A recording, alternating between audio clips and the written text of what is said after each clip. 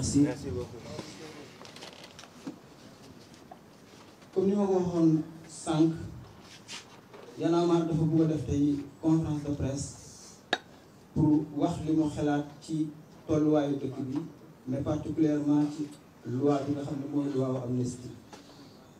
ñun ñëpp xam nañ solo bi assemblée nationale am xam nañ aussi solo bi nga xam ne loi yi nga xam ne dañ koy voté daf ko am te ñun mu ñu concerné moom ci benn boo xam ne loi d'amnistie la bu ngeen xoolee ci espace public bi fan yi jur na polémique yu bëri Y'en a marre bu ci fësal taxawaayam réitéré li nga xam ne moom moo nekk position am par rapport ak loi bi parce que du loi bu bees mais loi la boo xam ne Macky Sall moo ko fi wote woon bàyyi ko fi dem ñu nga amoon ci benn taxawaay boo xam ne bokkul ak taxawaay bi nga xam ne Macky Sall moom la amoon ci loi bi donc suñu gis-gis dafa waroo woon par rapport ak loi boobu jamono nag du dox ba ñeneen ñëw jël nguur bi ñu jëlee nguur ñoom aussi ñu seetlu ne ñoom ñu ngi wax ci loi bi am ci gis-gis mu nekk seen gis-gis boo xam ne ñun aussi am nañ beneen gis-gis bu wuute ak moom donc loolu moo taxoon ñu ne dinañ waxtaan ak sénégalais yi wax leen lan moo nekkoon suñu taxawaayu démb ci loi bi lan mooy aussi suñu taxawaayu tey ci loi bi. conférence bi ñoom ñu ngi tëddee dinañ def version wu français ak wolof buñ ci paree dinañ ubbi laaj yi ñu bëgg am luñ laajte ñu laajte buñ ci tontoo dinañu tëj conférence de presse bi incha allah. donc ñu commencé rek par jox Abdou Khafour Kandji mu defal ñu version française bi buñ ci jógee ñu jox Thiat mu defal ñu version française bi version wolof bi bu loolu weesoo ñu dinañ ubbi laaj leen seen xalaat lan ngeen bëgg ñu leeral bu ko jaree ñu leeral ko ci français comme ci wolof.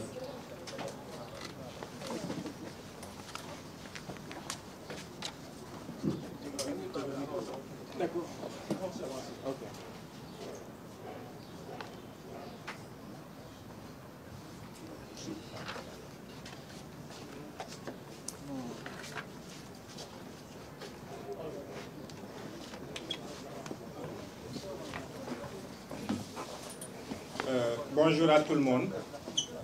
Nous vous remercions pour votre présence. Mon nom c'est Abdou Khafour Kandji. Comme Samba, mon camarade Samba a déjà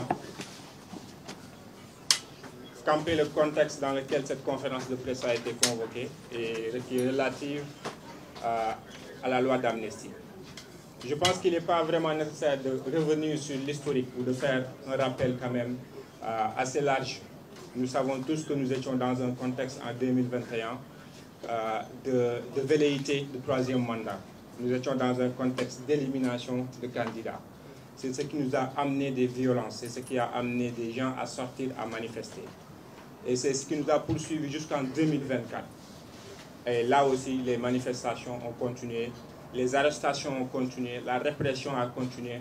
Des citoyens sénégalais ont perdu des membres, des citoyens sénégalais ont perdu la vie, des citoyens sénégalais ont été emprisonnés de façon arbitraire. C'est dans ce contexte-là que cette loi d'amnistie a été votée par le régime de Macky Sall. Il est important de rappeler deux positions de deux acteurs. Le premier acteur, c'est nous, Y'en a marre, à l'époque. Quelle a été notre position vis-à-vis de cette loi d'amnistie? Nous avions dénoncé cette loi. Nous avions manifesté tout notre mécontentement et toute notre indignation et appelé les députés de l'opposition à ne pas voter, les députés de Benno Bokk Yakaar à ne pas voter cette loi qui, pour nous, allait entériner l'impunité à jamais dans notre République, qui est le Sénégal.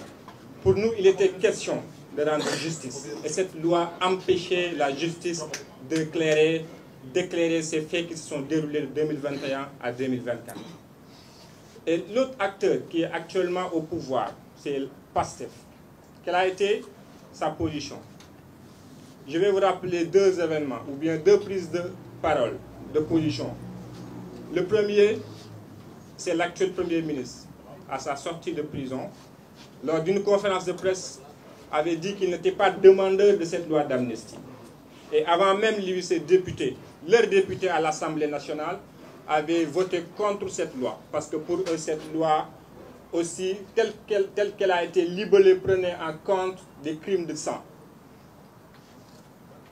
Ils avaient rejeté la loi.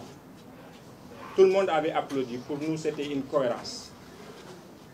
À sa sortie de prison, avec l'actuel président de la République, cette position a été réitérée. Et lors des élections législatives, les députés de Pastef ou la liste de Pastef avaient battu campagne en promettant aux Sénégalais d'abroger la loi d'amnistie purement et simplement une fois la majorité acquise. Et la dernière prise de position qui quand même a réitéré cette position de Pastef a été lors de la déclaration de politique générale du Premier ministre Ousmane Sonko, qui avait dit que dans les jours, semaines, mois à venir, son gouvernement allait saisir l'Assemblée nationale par un projet de loi pour abroger la loi d'amnistie. Il est important de revenir sur ces faits-là. Maintenant, qu'est-ce que nous constatons durant ces quelques jours? Il y a un changement de langage. La sémantique commence à évoluer au sein de la mouvance présidentielle. Maintenant, on ne nous parle plus d'abrogation de la loi. On nous parle de loi interprétative, on nous parle d'abrogation partielle, on nous parle de modification. Mais interpréter une loi pour laquelle nous avions voté contre, pour nous relève de l'incohérence. Tous les Sénégalais aujourd'hui savent que cette loi est très claire et limpide dans la tête de tous les Sénégalais. En tout cas, moi, en tant que Sénégalais, depuis que je m'intéresse à la politique, cette loi fait partie des lois qui ont été très claires dans ma tête. Il s'agit tout simplement et bonnement d'amnistier des faits qui se sont déroulés de 2021 à 2024. Il n'y a rien à interpréter dans cette loi. Pourquoi aujourd'hui Pastef voudrait interpréter cette loi pour laquelle il avait voté contre? Pour nous, cela relève quand même de l'incohérence. Et l'autre incohérence, c'est pourquoi couvrir d'immunité des acteurs qui sont pour le moment inconnus. Les actes qu'ils ont commis sont pour le moment ne sont pas élucidés. Qui sont ces acteurs? On nous dit, oui, il y a des acteurs qui sont sortis pour apporter des réponses politiques, pour poser des actes politiques. Ok, qui sont ces acteurs? Parce que nous dit, nous ne connaissons pas qui sont ces acteurs. Nous ne savons pas ce qu'ils ont fait, mais il faut de toute façon les couvrir d'immunité. Cela pour nous relève de l'incohérence. C'est comme nous dire, aujourd'hui, moi je sors avec ma voiture, je vais au travail. Sur le chemin, je fais une infraction. Okay? Mais l'infraction ne peut pas m'être imputée parce que l'acte premier a été d'aller au travail. C'est incohérent. C'est incohérent tout simplement. Laissons la justice identifier ces acteurs et voir qu'est-ce qu'ils ont à poser comme acte. Est-ce qu'il s'agit d'actes de crimes de sang? Aujourd'hui, oui, Pastef dit qu'il voudrait éclaircir ces crimes de sang ou ces crimes ou délits, tout simplement. Mais pour le moment, nous ne savons pas qui est impliqué dans ces crimes de sang. Quels sont les acteurs? Et ça, c'est justement une justice indépendante et tout simplement une loi d'abrogation de la loi qui pourrait nous permettre d'aller vers cette justice-là. Alors, pour tous ces faits-là, Y'en a marre pense qu'il est important d'abroger cette loi pour tout simplement pour trois points. Le premier, c'est qu'il s'agit du contexte national. Il faut aujourd'hui que Pastef et tous les acteurs politiques, et là ça me permet aussi de parler de ces politiques qui étaient là, qui avaient voté cette loi, notamment les députés de Benno Bokk Yakaar ou tout simplement les alliés de Benno Bokk Yakaar qui avaient voté cette loi. Et maintenant ils sont dans l'opposition, ils sont en train de défendre l'abrogation de cette loi. Cela ne leur donne pas de la crédibilité. C'est eux qui nous ont amenés dans cette situation. Il faut le rappeler.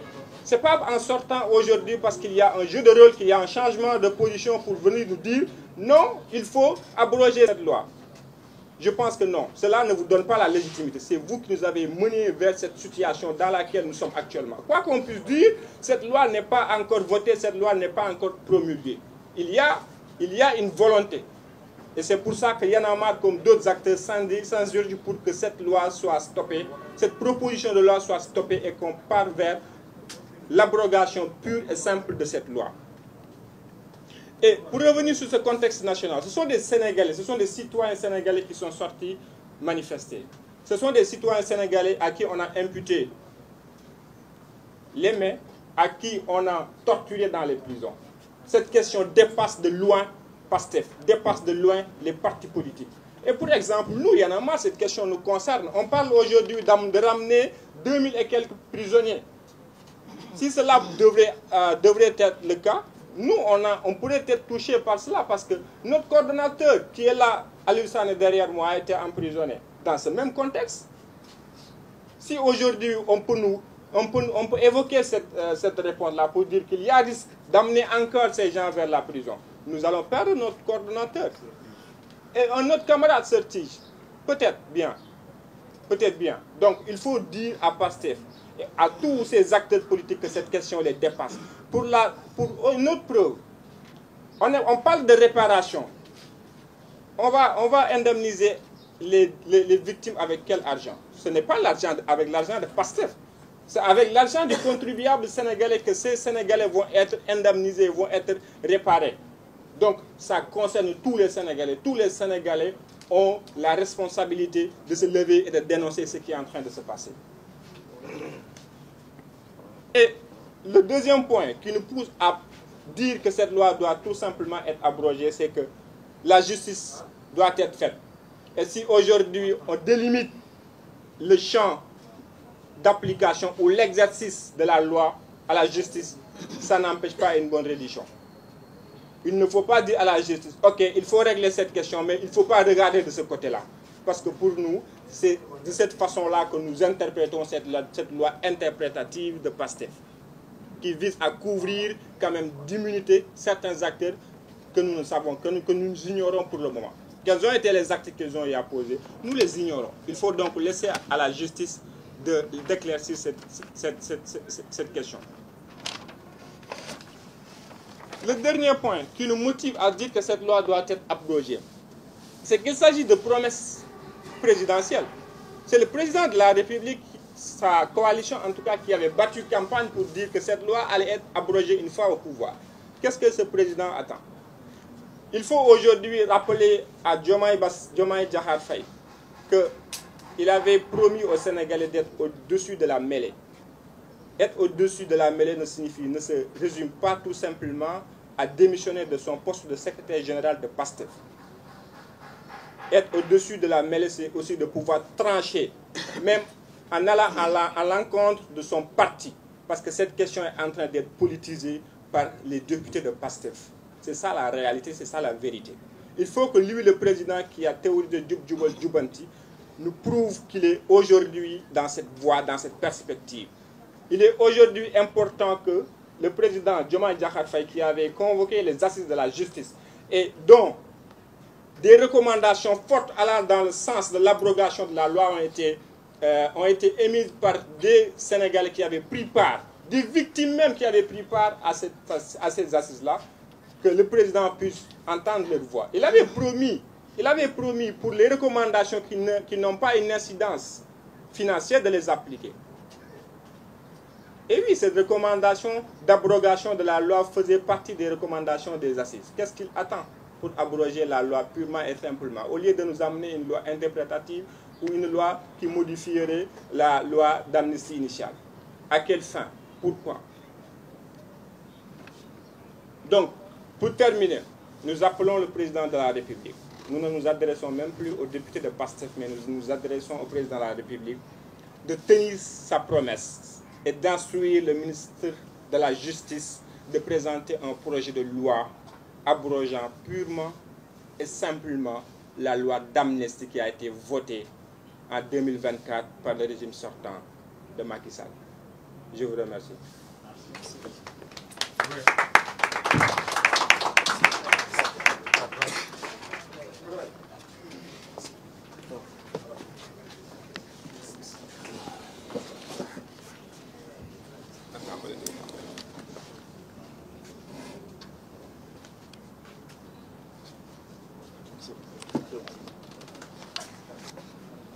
baax na ñu dem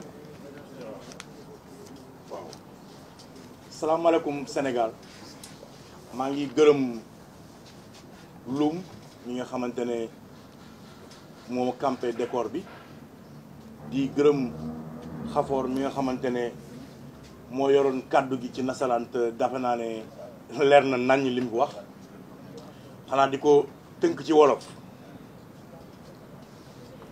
Xafoor nee na ni ki daaw jéeg daawaati jéeg Sénégal dafa doon dund s'il vous plaît Sénégal dafa doon dund ay jafe-jafe yooyu indi ay manifestation bokkoon na ci tentative d'élimination wu candidature Pastef Ousmane Sonko en question ba taxoon na ay doomi réew mi ñàkk seen bakkan ay nit ñàkk seen alal ay nit ñàkk seeni cër réew mi nekk ci situation bu doyadi réew yëpp braqué seeni caméra ki suñu dëkk ñu musut yàpp ñu dem ba commission ba ay kii international yi commencé di yëkkati seeni kàddu ci Sénégal naan Sénégal day kenn xamul lu fay xëy ndax armée day ñëw ak ndax lii day ñëw ak yow bi jafe-jafe yooyu yëpp amee Macky Sall xëy indi ab loi tuddee ko loi bu amnistie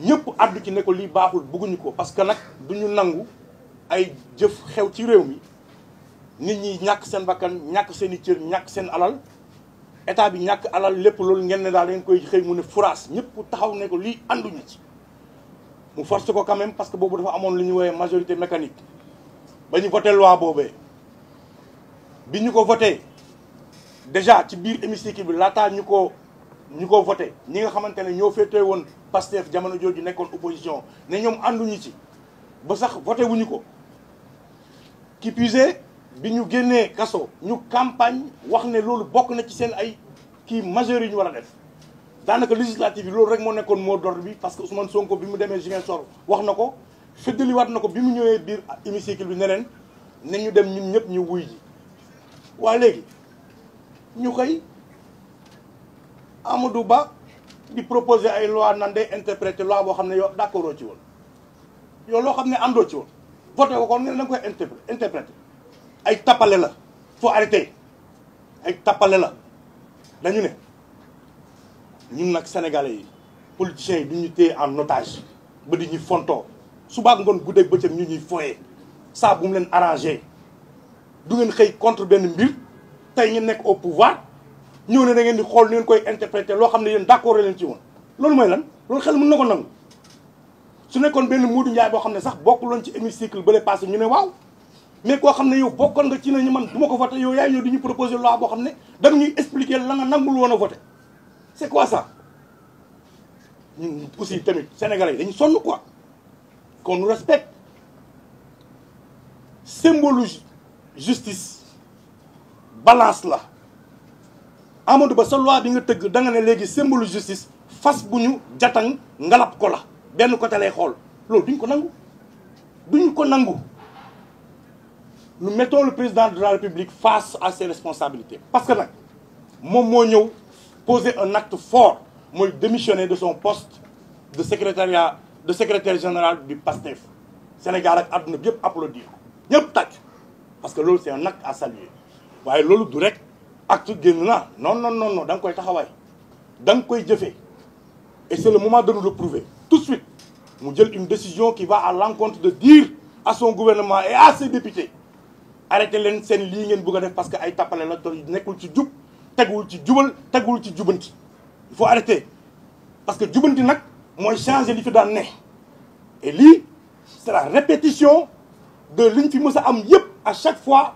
que des politiques am nañ majorité assemblée nationale fooyee nañ askan bi à chaque fois mais parce que warul mën a bokk ci loolee et je vous dis les gars loi bii moo gën a graaw le quart bloquant de Abdoulaye Wade et j'appelle les Sénégalais à être prêts à se tenir prêts les forces vives de la nation nañu xam ne cette loi là lu mu laaj dinañ ci taxaw xeex ko nous mettrons les députés face à leurs responsabilités député Pastef comme député de l'opposition ngeen jël seen responsabilité que cette interprétation là bu mu jàll parce que ñun même bu fekkee ne bannière Pastef ngeen demee wala bannière APR wala bannière ku mu mënti doon askan bi ñoo leen yóbbu assemblée nationale fàttaliku leen ko kon nekku leen fa pour ay soxlay parti wala ay tappalay parti da ngeen fa nekkal askan bi leen fa yóbbu kon jël leen seen ay responsabilité loolu mooy bi ci njëkk comme fi ñu toll ni nag mooy wax leen informer leen ñaax leen ba pare yëpp leen ba pare xamal leen ne peuple bi pare na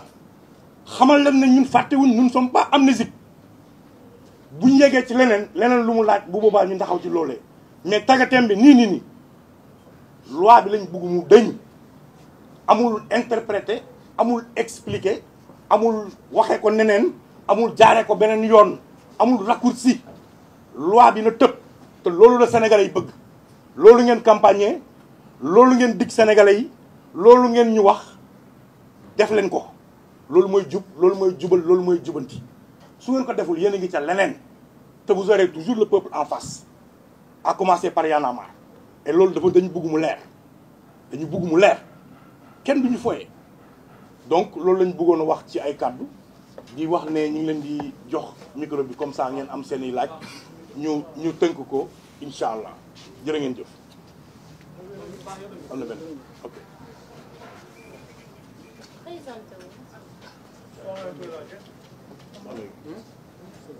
waaw da nga jël ok.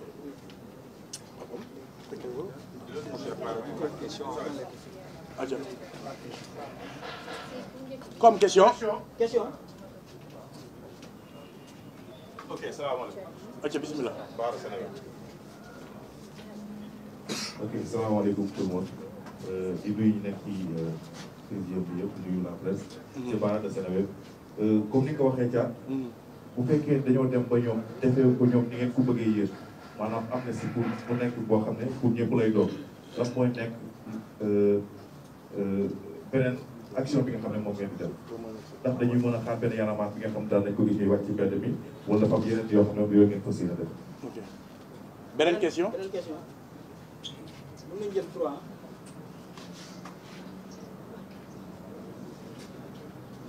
amul beneen question. d'abord mu jiba tu veux y aller ñëw.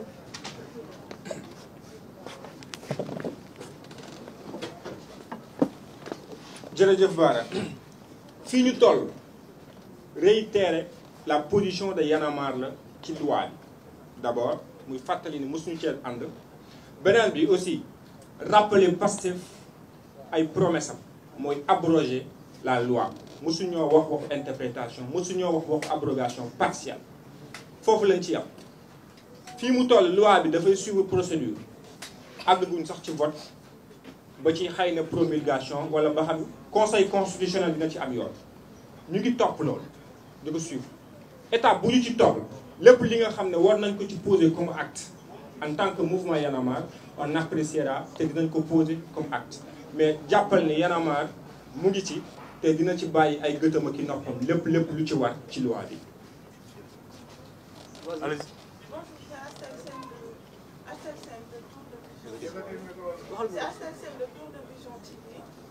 comme ni ngeen ko waxee loi bi nekk na loo xamante ne nii xeex bi yàgg na est-ce que jàppoo leen ne député yi nekk ci assemblée est-ce que amul benn peur jàppoo leen ne am na lu ñuy ragal ba tax ñu bëgg abroger loi bi partiellement ak yan conséquence aussi ngeen jàpp ne loi bi war na ko mën a am ba tax ñu ko abroger définitivement merci. amul beneen question ah. tontul benn vas-y. waaw soxna si merci ci question bi xam nga. Xafoor wax na la ko léegi nee na la coordonnateur yu Y'en a marre bi ñu jàppee Ousmane Sonko tëj ko këram pendant 55 jours ne amul droit génn yaa ngi may dégg bu baax 55 jours ne ko amoo droit génn amul kenn ku dem jël initiative ne yaa ngi dem di ko seeti amul kenn kuñ ci jàpp ku mooy Aliou Sané miy toog suñu ginnaaw mooy coordonnateur yu Y'en a marre moom loolu lañ ko jàppee da ngaa demoon di seeti ji Ousmane Sonko parce que da nga ne du yoon ñu tëj ko 55 jours. sër tige naka noonu kon ñun xam nañ lan mooy li ñuy xaw ma dañ ko ragal wala dañuy jàpp ñii wala dañ nangam bu dee ñëppay delluwaat kaso ñun suñu coordinateur day delluwaat kaso encore que loolu ñun gëmuñu loolu ay waxu politicien la politiciens yi amul ku ñu ciy wax dara muy boor bi muy boor bee lu jëm ci mbirum loi bi lu may ne nañ ko abrogé luñ mën a gëm wala luñ mën a dégg ñun parce que lépp lu ñu ci wax muy boor bi muy boor bee ay tappale la loolu mooy dëgg bi kon nañ ko abrogé mu jeex sénégalais yi nekk ci jàmm ñu dem ci leneen c'est ça que nous voulons loolu la ñëpp di wax voilà. léegi. Fallou Gade Sénégal 7 dina def une petite digression par rapport ak actualité Fallou Gade Sénégal 7 dinaa xaw a génn sujet bi par rapport ak l'interdiction de sortie que à l'époque barricadé woon nañu Ousmane Sonko sans notification administrative judiciaire ñu gis ni régime bi actuel daanaka même pratique yi ñu am mën nañu ci am seen xalaat par rapport ak Mansour Faye dem na 2 fois de suite benn notification administrative ou judiciaire bu war ne ni ñu génn Sénégal aussi tamit gis nañu vague de licenciement yi dëkk bi tamit doxul économiquement aussi Sénégalais ndaw yu bëri ñu ngi yàq ña ngi ñàkk seen liggéey licenciement ñenn ñi sax dañu am CDI ñu leen a tax tey jii si Y'en a marre nan la jàngatee tey li nga xam ne un an presque régime bi di tànn mais grand wax nga ko quand même nee nga na da ngay jàdd beneen yoon ko objet conférence de presse vraiment du woon loolu ñu ngi ciy jégalu non mënuñ ci wax dañu am objectif bu précis ci conférence de presse bi loolu après boo buggee mën nga jël gars yi kii en interview ngeen wax ci quoi y a pas de souci pas aujourd'hui surtout après mën nañ ci wax quoi mais sujet bi li moo ñuy ñoxoon taxal amul kenn ok après kii la mën nañ jël siyaar naa leen bu wax Dame Sall Infos Leral TV jaajëf ñu gis ne loi bi dafa mel ni daal ñu koy toppoo ñoom muy politiciens yi ak yéen ke nekk na bu toog si fekk ko muy jiitu muy tiiri parce que on a loi bi yéen ñu koy waxaat jamono ji toll lan la ni xaar si Y'en a marre day xaar ba mu am ñaari at wala dafa bëgg coup à coup ñu wote léegi loi bi ba mën a attee ñi xam ne loolu war nañ sax ak Y'en a marre tey buñ ko doon attee ban taxawaay la si taxaw ndax buñ jàppee ku mel ni Y'en a marre ne ko wala caat ne yaa defoon délit yi ndax ba boobaa caat da koy accordé wala boog day gis ne jamono ji toll nii loolu du yoon wala boog dafa gis ne moom faatu yi si faatu yi rek dañ war a atte wala ñi si yàqule waru leen a atte Y'en a marre ban taxawaay li sax boobaa mais grand xanaa da nga tardé grand wax nañ suñu taxawaay de clair na ñun loi bi dañ ko abrogé mu jeex waxuñu ay interprété ay leneen xam naa da nga ñëw en retard mais ñun waxuñu interprété waxuñu ay partiel dañ ne ñoom ñoo ko diggee nañu ko def na loi bi dëpp mu jeex loolu la ñuy wax loolu mooy suñu position amul lii amul laa voilà loolu moo ci position Y'en a marre. sama question bi ci loi bi la parce que gis nañu ni bu dee actuellement ñu ngi wax ñi nga xam ne nag ñoo far ci Pastef maanaam les députés de Pastef ñu ngi wax ci abrogation bi nga xam ne partielle ñi nekkoon ci pouvoir bi ñoom dañuy wax ni ñu bañ a laal loi bi ñu bañ a abroger loi bi parce que cohésion sociale lañ ciy wax loolu lañ ci xalaat.